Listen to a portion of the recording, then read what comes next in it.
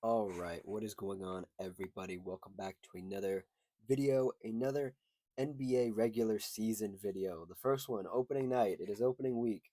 Last night we got the Rockets heading to Oklahoma to play the Thunder. We had the Warriors heading down from the Bay Area to Los Angeles to play the Lakers. Two very good games. I want to talk about the games a little bit. Not get too deep into it, but talk about some things I saw, some things I liked, some things I didn't like, crack some jokes and all that stuff. Um, I do want to talk about the NBC presentation.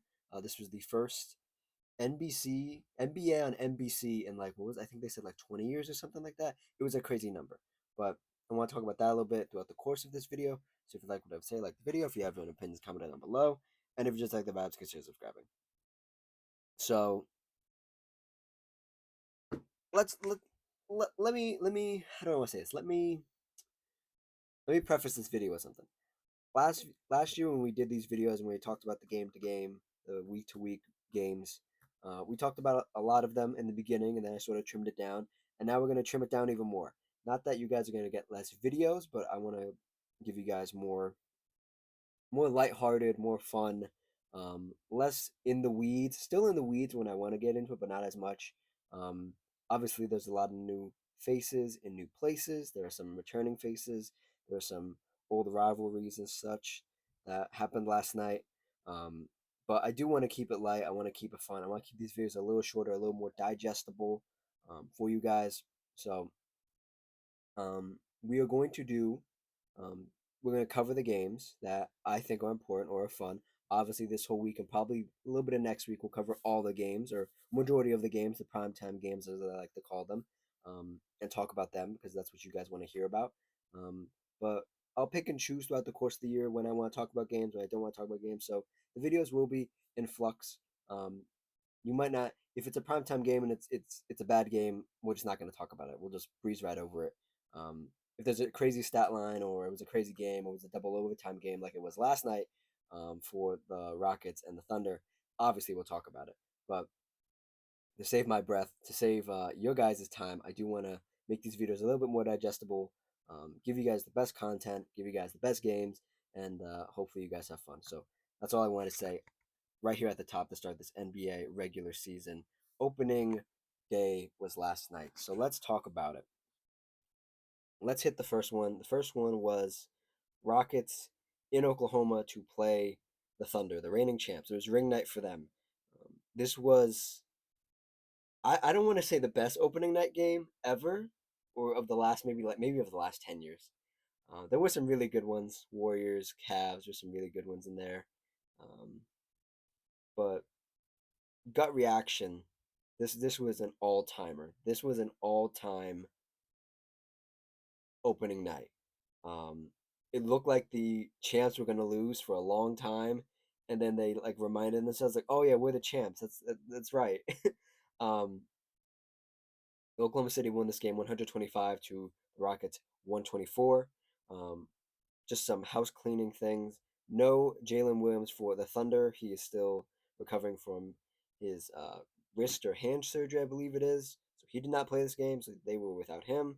Um, the Rockets were without Dorian Finney-Smith. They were without Jayshawn Tate, and a couple of guys got DMPs, but those were coaches' decisions. So just some things so everybody knows who played and who didn't. If you didn't catch the game, if you caught the game, I assume you're watching this. So um, yeah. So my first note of the night, I have notes. I write down some notes. I try to keep some notes so I have a better sense of what happened in the game because sometimes I watch these games and I forget what happened. I'm gonna be honest. This was not a game though. However, I would have forgotten what happened because it was double overtime. First note I have though was the presentation was good, and we got a Michael Jordan cameo. Michael Jordan is listed as a special contributor to the NBC broadcast for the NBA. And throughout the course of the season, we're going to get what looks like an interview from Michael Jordan um, that was recorded probably a month ago, 2 months ago. And they're going to sprinkle it on through the season. That's not what I thought it would be. I thought he might. Some people are like, oh, I thought he'd be at the desk. I thought he'd be like in Oklahoma talking with the. No, Michael Jordan's way too famous and way too popular to be doing that. Like he's not getting behind a desk. I thought maybe like he'd be sitting like in a room and like they would go like, "So Michael, what do you think?" And then he would like give like a couple sentences of what he thought about the game. But it's really just an interview and him getting asked some blanketed questions, which is fine. Like a lot of people, I can hear Michael Jordan talk forever. I think just him telling stories and him giving his personal experiences and his thoughts is fine. But I think a lot of people were disappointed by that. The overall presentation, I think there was a lot of discourse on the internet that I saw that was like the presentation's really good, and other people were like, oh, it's just okay, you know. And then the thing I landed on was TNT, which TNT sort of set the bar, but then they sort of the bar needed to be raised again. TNT is not covering the NBA this year. Um, they lost the rights, but ESPN is notoriously bad at presenting the NBA. They're notoriously bad at presenting a lot of sports, but especially the NBA. And that there were so many moments in which I could ramble on about how ESPN just like does not know how to present the NBA. NBC at least reset the bar to a higher standard and was like, okay, we're gonna have graphics, we're gonna have the music, obviously, you know, you know, like obviously you got to get the nostalgia factor in. It was good to me. It was good. It was refreshing. It was something we needed. If I had to watch 10 more years of just the NBA on ESPN, I don't know what I would have done. This is a great refresh. They have the rights for a long time, so I expect it's going to get better and better. Um, I don't think I have any notes about the, the actual crew covering the game, but we'll talk about that when we'll talk about that in between this game and the next game. How about that? But yeah, it was a solid. I would say 7 or 8 out of 10. Definitely an 8 for me. Just the presentation. I think the crew getting comfortable with each other. The chemistry needs to get there, but for a first night, it was good. Um, my second note here. This is when they introduced the starting lineups. The Rockets did the thing. They did the huge starting lineup. They did the absolutely monstrous starting lineup, which was um, good and bad at times. That lineup included Kevin Durant, or pardon me, let me go in order. Point guard, Ahmed Thompson. Shooting guard, Kevin Durant. Small forward, Jabari Smith Jr. Power forward, Alperen Şengün. And center, Steven Adams. This lineup is absolutely huge. Um, I don't think it's a record for the biggest lineup ever, but it's definitely one of the most interesting lineups I've ever seen. Um, this screams very Coach Ime Udoka. This screams, we don't have a point guard, and that will come up a lot in this section of the video. They did not have a real point guard, and they were trying to cobble it together. And at times, it worked. It looked beautiful. It was really stunning to see. And they, throughout the course of this game, and I'll probably repeat this a couple times, is that the Thunder looked they didn't look like a championship team. They looked really like out of place. They looked discombobulated. They've never they had never run into this sort of team before. This really big, really long lineup. Obviously, you're gonna get this. You're gonna get these sort of lineups throughout the course of the season with other teams trying to duplicate it. And by duplicate, I mean like the original the originator of like this the small ball lineup, so to speak, is like typically like referred to as like the pace and space Suns, you know, um, which Mike D'Antoni, and then you had like Coach Mike D'Antoni, and then you had like not Jabari, what's his name, Amari Stoudemire. Almost messed it up. Amari Stoudemire at the five, and then more recently, obviously, you had the death lineup of the Warriors, which was like Steph, Clay, um, Iggy, KD, and Draymond, and there's sort of a duplication of a duplication. This lineup for the Rockets, it did some good things. There were some very positive things to take away. There are also some things I was like, oh, I don't know if this is gonna work. Because the people on the broadcast did say it as well. It was like this is a very defensive heavy lineup. This is a very long lineup. At times it can be a very slow lineup versus the Thunder starting five, which we should probably get to right now, which was um, the combination of we'll say Shea, Kason Wallace, Luzang Dort, Chet Holmgren and Isaiah Hartenstein, and they did roll out a different lineup at halftime. We'll get to that in a minute, but the Oklahoma City Thunder's lineup was more obviously what they won the championship with was pace, getting downhill, collapsing the defense on one player, whether that be Shea, whether that be Kason Wallace, whether that be he wasn't healthy this game, but Jalen Williams, J Dub, um, and kicking the ball out and getting a wide open shooter. And they did not shoot the ball well tonight, or last night, I should say.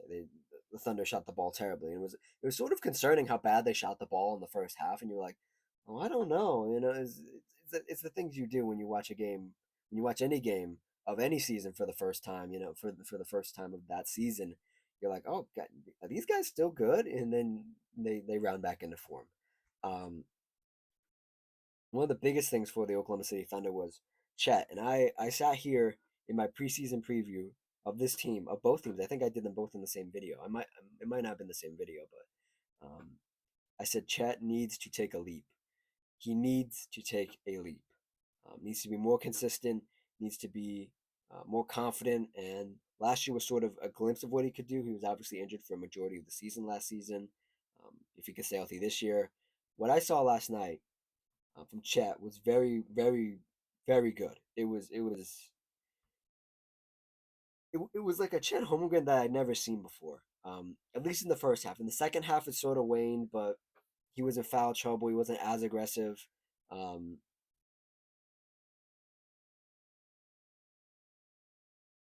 oh my, okay. I just got some news. I just got some news. Hold on. Hold your horses. Okay, we will get to this. Okay, let me bookmark this so I don't forget. Um, But Chet looked really good. The 3 point shot looked good. His aggressiveness. I said this in the finals, and then it was sort of true tonight, last night as well. Chet just takes some punishment, man. He's skin and bones. If you look up Chet Holmgren, the man is skin and bones. He's not. I'm older than so the boy is skin and bones. He's he's really skin and bones, and he takes some hard hits going to the rack. He takes some hard hits getting like somebody attacking him, and he sits there. Sometimes he'll lay there on the floor, and you can see he's like, oh, I don't want to get up, and he'll get up. So I gotta give him a lot of credit for that. I said that all finals, but the offense looked great. I really liked what they were doing, what they were running. Obviously, like I alluded to just a few minutes ago, was they were getting downhill, they were kicking it out, and sometimes they weren't even kicking it out. They were just throwing it up, and he would just shoot it, not even get like 22 seconds off the or what was it, 2 seconds off the shot clock. It would be 22 seconds, and the ball would already be in the basket. Um, Talking about young players, moving on to another young player, a rising star, we could say, um, or a star that has risen that is currently still going on the trajectory into the universe. Ahmed Thompson looked really good. There were some moments early on where he was shooting a lot of threes, and I was like, okay, buddy, I know you worked on this all summer. You want to show it off. Let's rein it in a little bit, and he reined it in a little bit. Got more comfortable. Got to the cup. Had some really good had some really eye-opening assists. Like, oh, okay, I didn't see this last year. He worked on this, and he was one of these guys that I really felt like was aware of the moment and was like, this isn't the same team from last year. It is a little bit, but there are some tweaks to it. We have one of the greatest scorers ever, Kevin Durant, and his head was always up, and he would always kick it out. Now, sometimes it wasn't always to the best person. Sometimes it was to like a Tari Eason, to a Josh Okogie, to a Reed Shepard, who did not have the best shooting nights, those guys. But when it did find guys like Jabari Smith, Kevin Durant, even Alperen Şengün, whose 3 point shot looked just as good as Chet Holmgren's last night, um, it looked good. Those reads looked really good, and I was really proud of Ahmed. That sounds weird to say, but I was really proud of him for being aware of the moment because a lot of guys on this team, we're gonna get to it, weren't aware of the moment, and it killed this Rockets team. Um, this this how do I say this? This matchup was a lot of moving chess pieces very early on. It was very clunky at times because it was both coaches knowing what works, like knowing what guys um like to do, knowing what guys are good on what matchups. but it was also a lot of figuring it out. And both teams stunned each other for like long stretches. Like there was like a 5 minute stretch where the Rockets didn't let the Thunder score, and then vice versa, where the Thunder didn't let the Rockets score, or it was like just free throws, or it was just like a sham layup. Um, it was very interesting because you really don't sometimes like I don't want to say like, oh, it's ring night, we're down 15, 20. Let's pack it in. If we're not competitive going into like the the first was it the last like 8 minutes of the fourth, let's pack it up. The Thunder didn't pack it up. They were trying. They were trying this whole game. Um and they showed why they were the champions. And I feel like I'm gonna say that a lot this season. But that's just the nature of the game is once you get to the mountaintop, you kind of know the adversity that it took to get there, and you can incorporate those lessons into the regular season. Um, this was the funny thing was it felt like the Thunder should be down. Um, it felt like the Thunder should be down like 10 or 20 early in the game, but they weren't. And the Rockets and KD were sort of figuring it out throughout the course of the game, and it was very interesting to watch. And Kevin Durant was sort of docile this whole game, and I think it was brought up um, throughout the course of the regulation part of the game, and then obviously the overtime part of the game. But he seemed very. It sounds so crazy, but it reminded me of when he first was on the Warriors, and it was like, okay, Kevin, do your thing. And Kevin was like, no, no, no, I'm cool, I'm cool. Let me let everybody else do something, and you would have to egg Kevin on to be like, yo, you are Kevin Durant, even though Kevin Durant's what is he 37 now, 36. You're still Kevin Durant. There were a lot of times where he didn't look 36, he looked 26 again. I feel like the Rockets and Ime are gonna need to egg him on a little bit. Yo, okay, let's go. You're the guy. This is why we brought you here. Last year we had no ISO offense. We had no like go-to bucket guy. You are the go-to bucket guy. Go get it. You know. And to be quite honest, and we'll get um, through this section is Kevin Durant wasn't the guy. Alperen Şengün was the guy. He had 39 points. I didn't even get to that. He had Alperen Şengün coming off a great Eurobasket this summer. Had 39 points. He was the guy last night, and it looked so clunky. It looked so awkward. But that's the type of basketball these European players play. Jokic, um, um, Alperen, um, all these guys. It's clunky. It's awkward. But that's the point of it because these American players and these other players don't really have the chance to play against guys who really bump and like move their feet and like know the footwork of it and throw these weird shots up and it goes in. He had this little floater hook shot that he just kept going, so he just kept doing it. He kept doing it.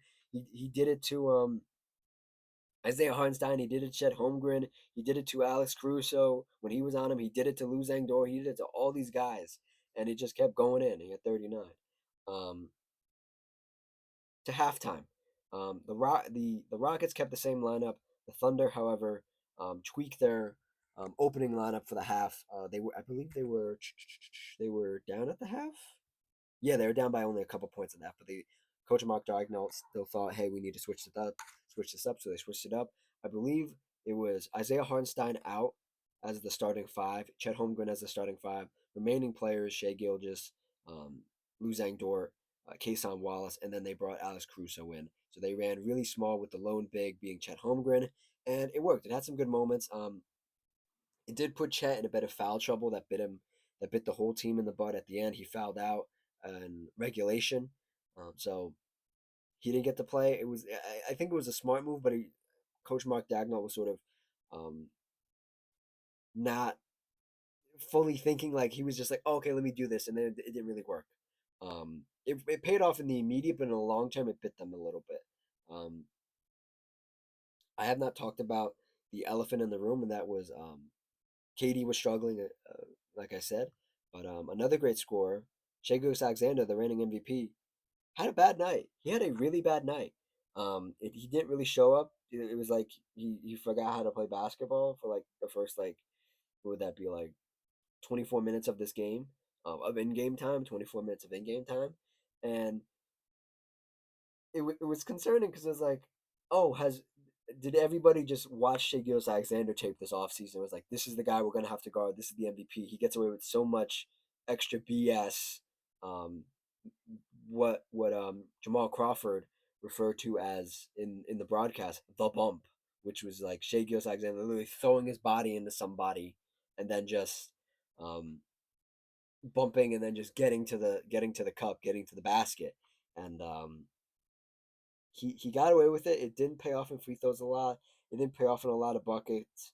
And in my notes here, I have because one bad quarter from a player is like, oh, okay. Two bad quarters, like, I'm gonna get a little more concerned. Three bad quarters. He started off the third quarter kind of slow, and I have in my notes here, um, Shea Alexander struggling a little, and then I have another note which we'll talk about here, um, and then I and then right after that note, I have Shea Alexander not struggling. So it immediately went from okay, he's struggling to nope, he's not. Still the MVP. Um, the note I have in between these two notes about Shea is that um, this matchup, man, oh man.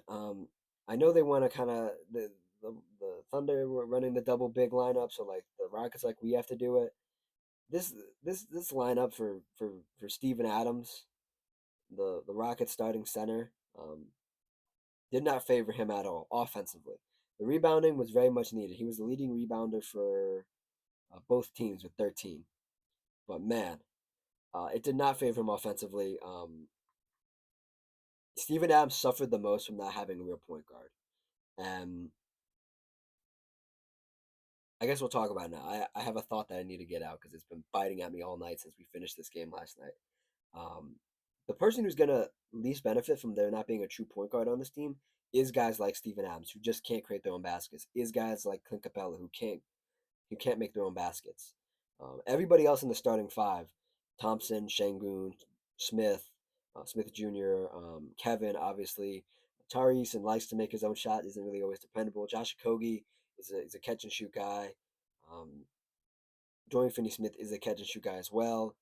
Jae'Sean Tate, a little bit of both again DNPs, but I'm giving you the full roster so I can run this down and tell you guys here right now. Um, biggest question and what I said in my preview was, um,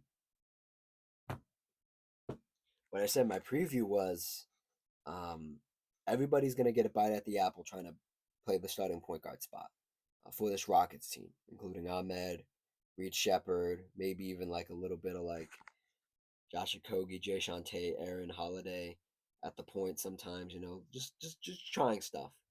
Um, Reed Shepard, man. Reed Shepard was the talk of a lot. He was the topic of a lot of conversations about this Rockets team this offseason. And I was never too critical on him because I was like, this guy, he played in the G League last year, the minor leagues essentially. Um, he didn't really play. In those moments where he did play, he looked okay. And this game isn't the best barometer for a player that has played very little NBA basketball to go against the champs on ring night and one of the best defensive teams we've ever seen metrically in the Thunder. Not a good matchup for this kid, for Reed Shepard. And I'd heard some things after I'd made my video about the Rockets because I don't really like to watch any NBA content about something that I'm gonna make a video about because I don't want to steal people's like talking points and stuff. I like to have my own thoughts. And after I'd made my video and I watched some other people's videos, there were some like slick comments about Reed Shepard that was like he never really played against any real competition at any level. Even in college, he struggled. But the Rockets still took him with the third pick. That was that 2-3 years ago now. Um, Let me see. I can actually see if it was 2-3 years ago. 2-3 years ago. Um, 2024. So yeah. Oh damn, yeah. Damn, yeah. Okay, yeah. So not that long ago. So he's young. I can open it up again. He's 21. He can he's barely he's oh well we should say this. He just became of legal drinking age. Um, he's a kid, right?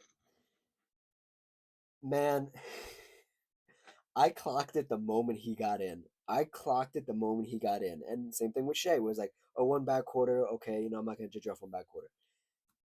Reed Shepard, man. Reed Shepard. We need to have a talk. Um, and I'm not sure anybody else has told him this. Reed Shepard The first thing I noticed about him was, well, I noticed in preseason was he likes to take a shot. He likes to try to create his own shot. Keyword try, Try, try to create his own shot. He really can't at this time. I mean, it is against the defending champ, so you're gonna have a hard time scoring on them. Neither here nor there.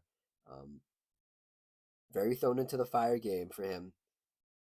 This kid, man, I did not see him throw one good entry pass to a post player. Couldn't do it. There was a time where he just couldn't. He literally just couldn't get the ball over to the next guy next to him. Like if he was standing at the top by the 3 point line by the hash mark, he could not get it to the next guy next to him in the corner or to his left. Um, it was very concerning. But then I was like, oh, okay, it is he is auditioning essentially for the starting point guard spot, but like it's against the defending champs. I could kind of let this stuff go, because they're really hard blocking Kevin Durant from catching the ball in the post. They were trying to really try different things on Apple and Shangun once he started getting go, get going. Um, I can excuse that stuff. The stuff I can't excuse the the shot diet, man. The shots that Reed Shepard was taking, man. The shots. I'm gonna open up the the the let me see the shot chart for Reed Shepard here. Um, it does not look good. It does not look good. Um, Again, I said I'm not gonna get too deep into the weeds, but I need to say this right here because it's been eating at me, and it's been the talk on Twitter and Instagram of Reed Shepard can't play basketball. He has, let's see, one, two, three, four, five shots closest. Well, I guess it would be farthest away from the bench. Yeah, so where the bench is on the far side, he's on the close side, closer to the camera, I should say. He has five shots, one from the elbow, one from three, another from three, and another from three, each getting progressively deeper behind the 3 point line. Didn't make any of those. Made one top of the key three, or top of the 3 point line three by the logo. Um, had two 3 point shots closer to the bench, made one of them, missed the other. Had a mid-range shot, a 14-footer that he made, assist from Shangun, made that, and then he has another couple shots in the corner, sort of corner-ish 3 point shot that I think was deemed a two. He has a shot in the paint, has another shot in the paint that he missed, and overall, Reed Shepard, man, he was 3 for 11 from field goal, 2 of 7 overall from three, one of two free throws in 28 minutes. Um, I'm not gonna say he can't play basketball, even though I did make a post about him not being able to play basketball um, on another app that a lot of people were agreeing with, and a lot of people made some good points. Like I'm saying right now that like it was against the defending champ. It's not a good barometer for if he can actually play. But man, some people sink or swim, and I think Reed Shepard's a sinker. And I said this in a reply to somebody. I said Reed Shepard right now is either not a point guard and he's actually a shooting guard, which is fine, but you can't try to put a shooting guard in a point guard position and ask him to do point guard responsibilities. Impossible. Um, or he's just a shot heavy spark plug point guard, and that's not a starting caliber player in this league anymore.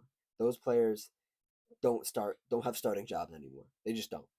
Um, and I feel bad for him. I feel like the offense at times was really bad, and there was no like um, plays run for him. It was a lot of not plays run for him, plays to develop. The Rockets didn't really develop any plays. It was sort of get the ball to Kevin, do this, do that. Let Ahmed get into the paint, kick it out. Ime Udoka is known for his defensive prowess as a coach, not has his offensive prowess. And I think the biggest thing, and I think what not a lot of people said during the offseason was this team, and I heard some people say, and I didn't think it was completely correct, but now I see they were completely right, was this team is going to struggle offensively at times, and it's going to look ugly, and it's going to look bad, and it's going to be Kevin Durant, not this night where Kevin Durant had only 23 points, did not make a single three, 9 of 16 overall from field goal. Um, there are going to be nights where Kevin Durant has like 40, and nobody else can do anything. Um, Now there'll be other nights like tonight or last night where Upper Shangun has 39 and Kevin Durant only has 23. Matt Thompson only has 18, but he had to leave the game due to crampage. Um, This is gonna be rough, man. I had them projected above their win total. I had them at the top of the West. One game does not define the whole season, but there were some things where you're like, okay, we're gonna pin this game as opening night. We're gonna look down the schedule and see when you play the Thunder next. And if the same things keep popping up, I know you're just not gonna be able to win the championship if you're on the same side of the bracket as the Thunder. Period. Moving back into the game here, let's quickly get through this. Um, I have here the Rockets lineups need dialing in. There it desperately needs dialing in. Ime needs to like really watch this film and watch this tape and really think about who can play basketball. Jeffrey didn't get any minutes. You're desperately waiting on guys like Dorian Finney-Smith and Jay Tate to try to get healthy, get them in these lineups. Try to minimize guys who need smaller roles. Try to optimize guys who need bigger roles. Tari Eason needs a smaller role. Tari Eason is not a guy who should be taking four threes. Some of these were very unwarranted threes, and then 1 for 6 from field goal. Unacceptable. He had 4 turnovers as well. He was forcing it all night. Another guy, Reed Shepard and Tari Eason, not the favorites of last night of Rockets fans. Um, a note here about the Thunder. Kason Wallace, who got the start in Jalen Williams' spot, had a phenomenal night, especially in the latter half of the game. 14 points, 4 steals. Really, like these were all 4 of these steals were critical game steals to go to overtime. By the way, I just want to make that very clear. 5 assists, 7 rebounds, 3 of 8 from three, 5 of 10 overall from field goal in 42 minutes. Um, I said this like jokingly in one of my videos. Is like, oh, Kason Wallace is like an MI most improved or like a 6 man, guess at this point most improved player guy. You know, he could get in the conversation, and he submitted his ballot like what was it, 6 months early. Like he was like, oh yeah, tonight, yeah, this is the night. I'm the most improved player right here. um, I already said this note. Shangun's three looked really good. Upper and Shangun in total, 39 points, 2 steals, 7 assists, 11 rebounds, 5 of 8 overall from three, 12 of 24 from field goal, 10 of 11 from free throw. Very good night for Upper and Shangun. Might have to get an Upper and Shangun jersey. Um, said that already. Rockets' weird lineup is working, has its ups and downs. It's working. Defense is as expected. This is when the Thunder started to cut into the lead, and then Katie's missed free throws, which is uncharacteristic of him. He's literally 5 of 6 overall from the game. If he makes that free throw, I don't think there's overtime and the Rockets win this game. I just want to put that out there because it would have made a 3 point game. They would have had to go for a three, and then following up Katie's missed free throws was a Shea Alexander clutch mid range shot, which sent the game to overtime. Again, if Kevin Durant makes that three, we're having a different story right now. The overtime. I didn't have a lot of notes about overtime. Overtime was what it was. It was a reflection of the regulation, but the biggest thing was Oklahoma City came out and they killed it immediately. Immediately, they were like, "Okay, we only want we only want one overtime. We're gonna come out here and kill it." And then this is when the Ahmed Thompson cramping happened very early, like midway through like the first overtime, and that absolutely decimated their defense. Ahmed Thompson was the best guy they had to guard Shea Alexander, and with him going out, he cramped up. He went to the bench. At some point, it looked like he was going to check back in. He was at the scores table, and then I think somebody on the coaching staff was like, "No, you're not going back in. You're going to stay." And then he didn't come back in the game, and that really killed the Rockets' momentum and what they had. Um, Second overtime, which was literally decided by the same things that decided the first overtime. We're going to the first overtime was Shea making good shots, the steals for Kason Wallace, um, the Rockets sort of leaning on Kevin Durant, leaning on Alperen Şengün, um, Reed Shepard being out there really killed them. Um, I have in my notes here. We'll get to it in a second. This is the second overtime. Isaiah Hartenstein fouls out, and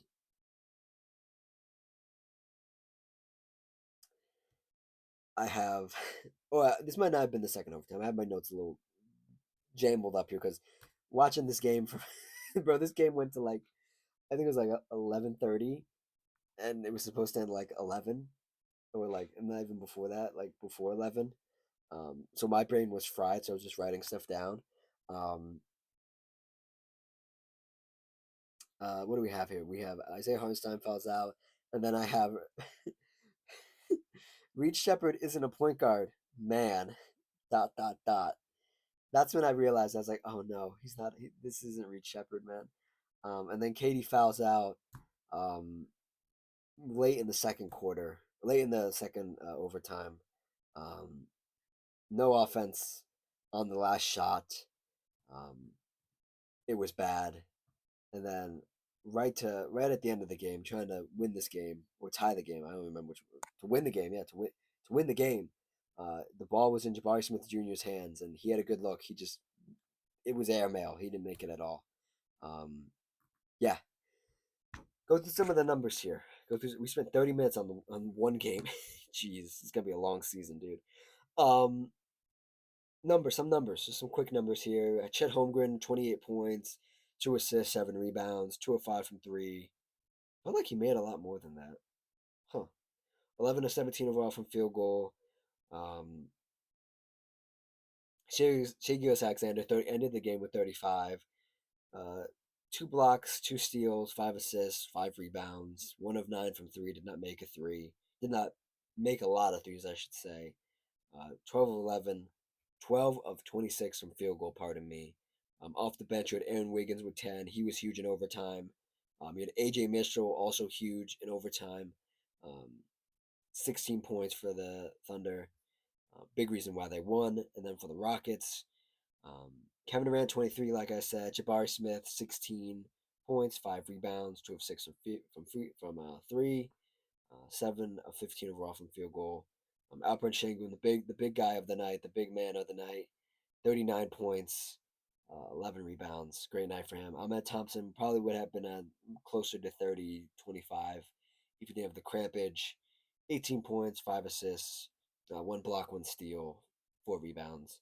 And really nothing off the bench except Josh Okogie and Reed Shepard, and that's nothing to write home about for the Rockets. So um, a lot to learn from this game, a lot to take away.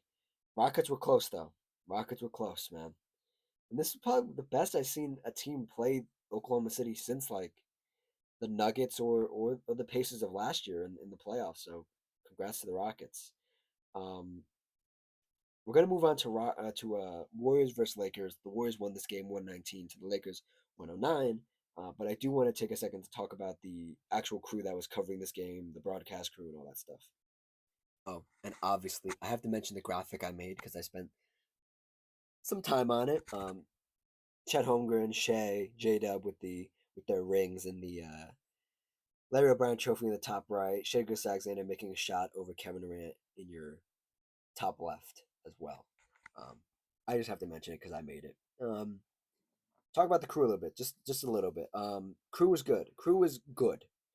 Definitely room for improvement. The crew that was covering this game, at least at the desk, was I believe it was Maria Taylor as like the moderator, and then you had Hall of Famer Carmelo Anthony, Hall of Famer um, Vince Carter, and Hall of Famer Tracy McGrady. I think he's a Hall of Famer. It was a stacked desk.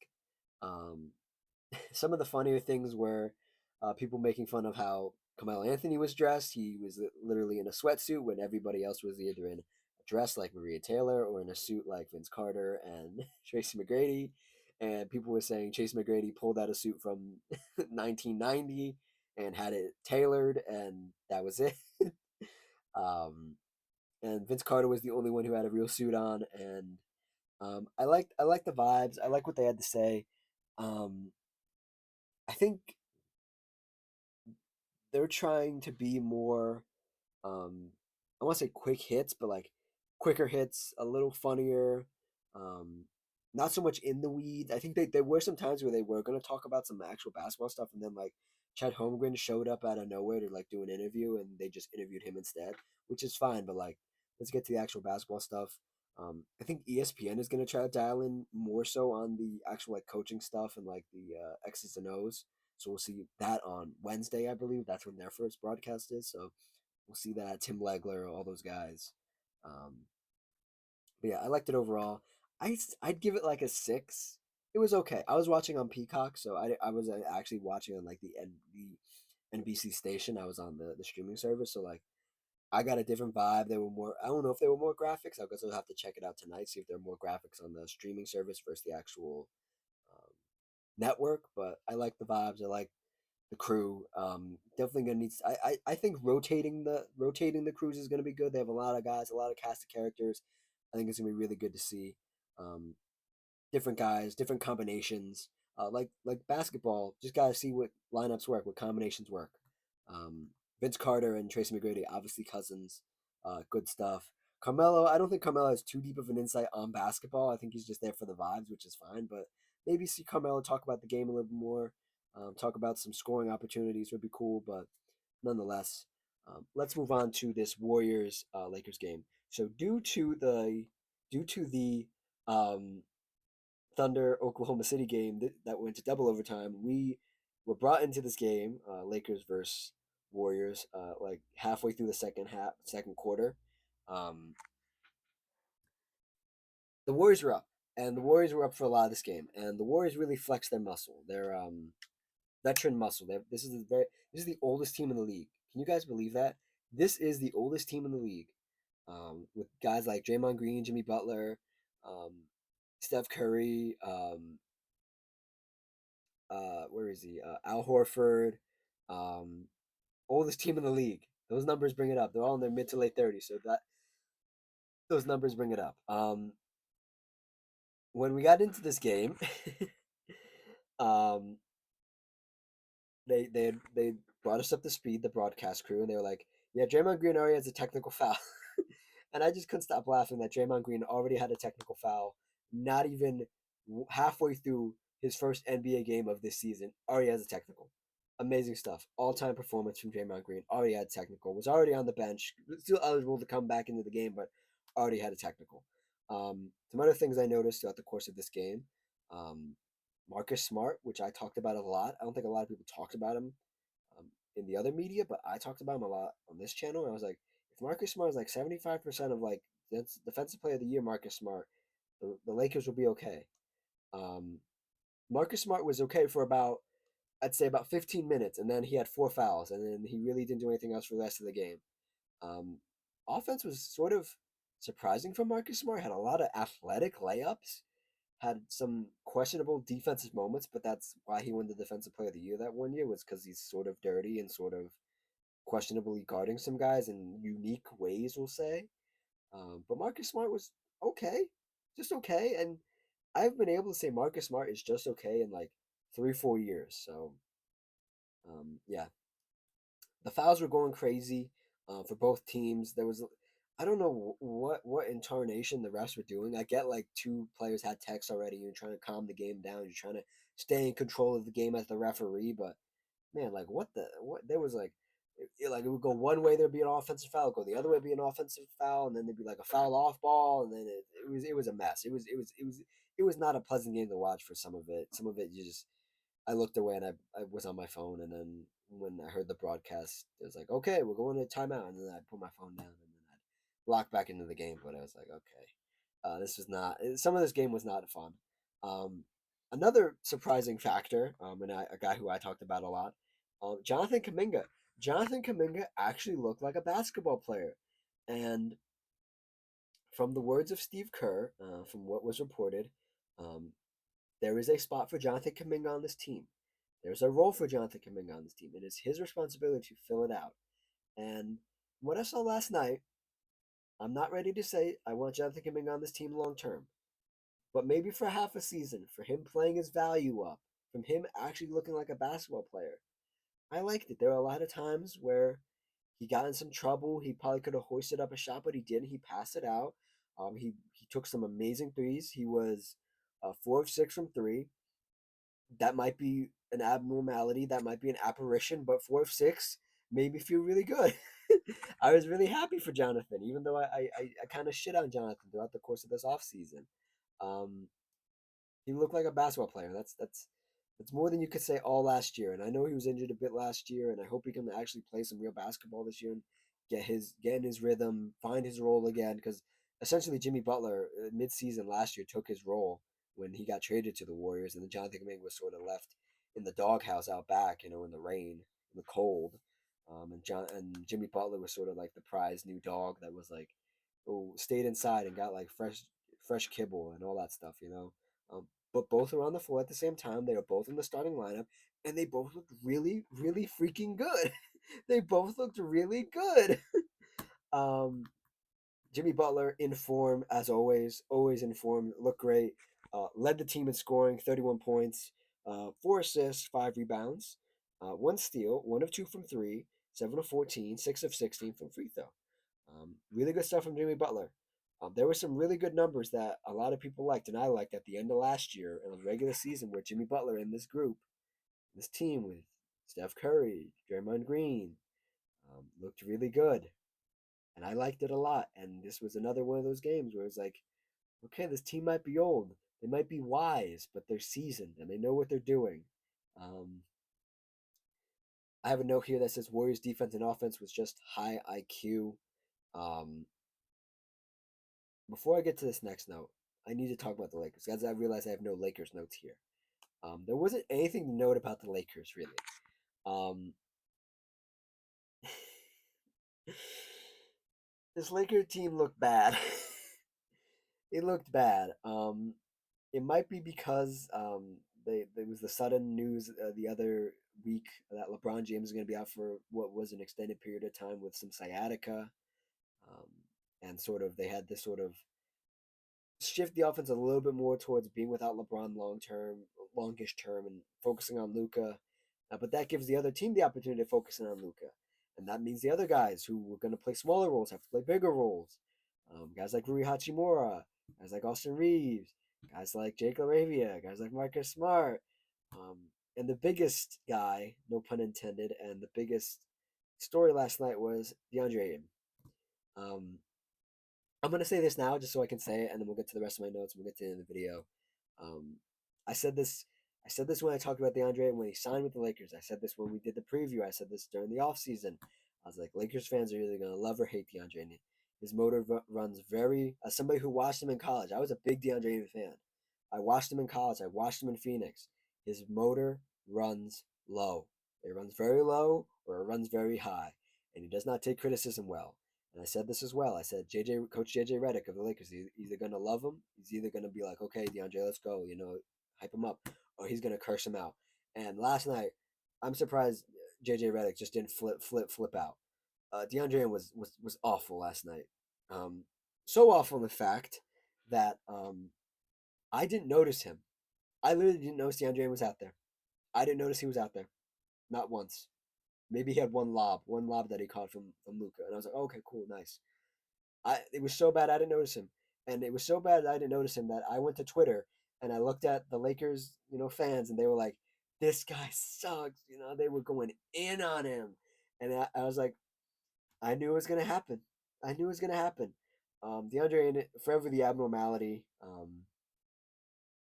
Either gonna be really good or really bad some nights, and this was a bad way to start your Lakers run, DeAndre. And oh man, it's gonna be a long season for you, buddy. I would say delete your Instagram, delete your Twitter, um, and prepare for the worst because you're gonna get it, man. You're gonna get it.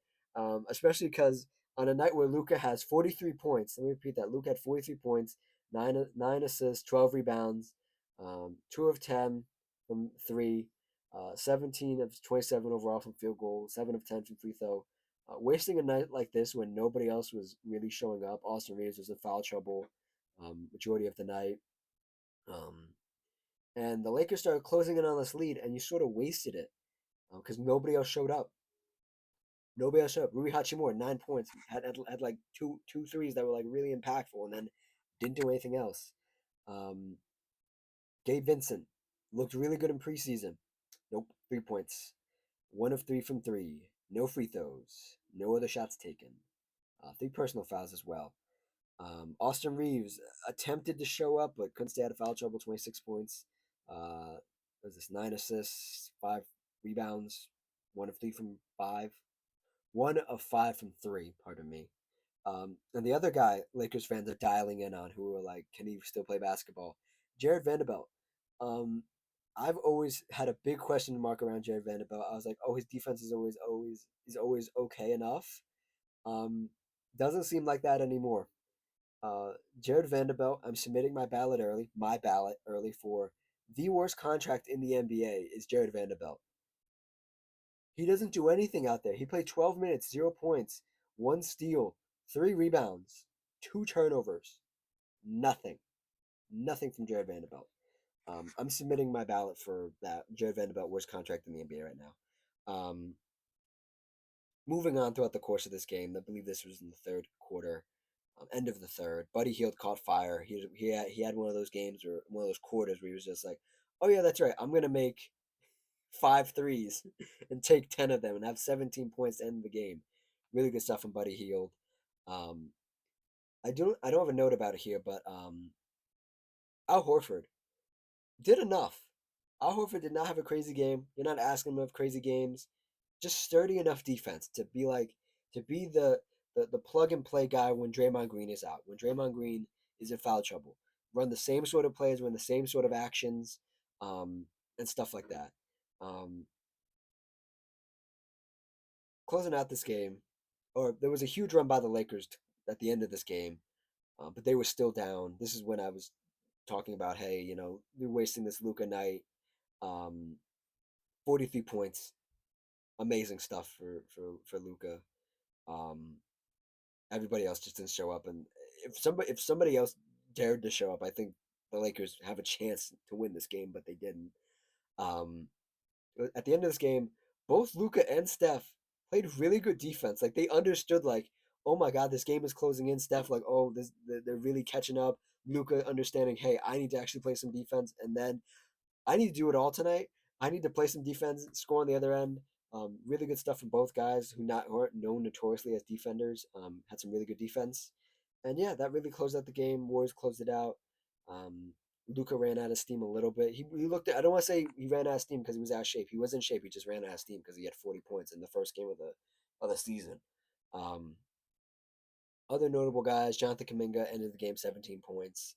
Steph Curry 23 points. Not his best night. 6 of 14, 3 of 9. But these are sort of nights where you're like, this is okay, Steph. We got Jimmy Butler. Draymond Green game, 8 points, 9 assists, 7 rebounds, 4 turnovers, 5 personal fouls. What are you gonna do? Um, Buddy Hield, like I had mentioned, 17 points. Some surprising guys from last night. At least one guy for me. Um, Will Richard, who I did not know who was on this team until last night. He has some really high energy, good defensive, good effort, good basket moments. Just good stuff. Shout out Will Richard, man. I don't know if he's on a two-way or not, but shout out him. Something that made me really happy that I noticed after the game. Trace Jackson Davis, no minutes last night. Al Horford took those minutes. Quinn Post took those minutes. I like Jackson Davis, Trace Jackson Davis in moments, in spurts. I'd rather have Post out there 9 minutes, 10 to 15 minutes for Post is perfect. He played 9 last night. Al Horford 20 minutes. The IQ of Al Horford and the shooting of Quinn Post really are going to try to push Trace Jackson Davis out here. Um, and for the Lakers, man, we went through their numbers already. Disappointing night. Um, Weird game, strangely competitive, but weird game. And the last thing I want to leave on here is what Steph Curry said in his post game interview was, it was organized chaos. It was Warriors basketball that won them the game last night. So yeah, that's it. I was gonna try to keep this short, like I said, but it's opening night, so I'll excuse this one. We got more games this week, more games tomorrow. I don't know if there will be a video tomorrow. There probably will be. Um, some more games. Won't do any previews this year. Um, but yeah, hope you guys enjoyed opening night. Hope you guys enjoyed tonight's games. Like, comment, subscribe, all that good stuff. And I will see you guys next time. Cheers.